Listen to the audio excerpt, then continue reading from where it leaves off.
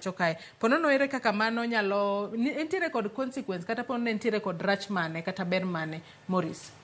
Rach maduong' mar kao pesa kata keto over reliance apa ni mane tam mana manyo malich. Ka wagena ahinya pesa manie pachoka to challenge madhi betie nikech kaka wacho ni pachoka gin pesa mag investors. Nikech joma golo pesa ma holo manyiewo bills ok gin local people. Ok gin ng'at ma ng'eni kiongo pesa. Local bills are not expensive. The treasury bills. But at the end of the day, you need that money. It's an investment. So you must have it as a capital first. So alternative of buying treasury bills, and you can decide and start a company and employ people. Treasury bills does not employ people. Nikech it's an investment we make to the government.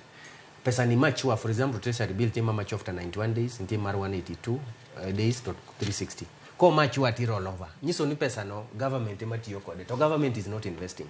Koro the challenge mwan go i treasury bills enemy it affects investment, local investment. Ke private sector koro holo government which is not investing. Koro en pesa mado invest in maybe building an industry that will have employed youth omio government. So local borrowing, over reliance on local borrowing affects investment because now people have to lend. That is a challenge. Another problem, the money in local borrowing is not enough. In fact, they normally say local borrowing is also just a way of transferring money from the poor to the rich within the country. Nikech, those who have money are the people who can buy treasury bills. But remember, when you're paying, even the local people, now because now you can imagine now the taxation have been, or made tax. Mano sudo mai chulo.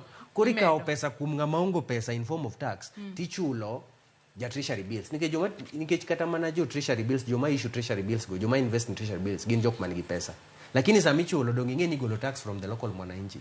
Koro it's also a way of reducing circulation. Igolo pesa from joma ongo go in form of tax, tichulo the investors, mar the rich in the country.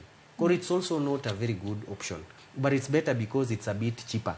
Given that we borrow in Kenya shillings, we pay back in Kenya shillings. Ike ka hola omenda ma Kenya ka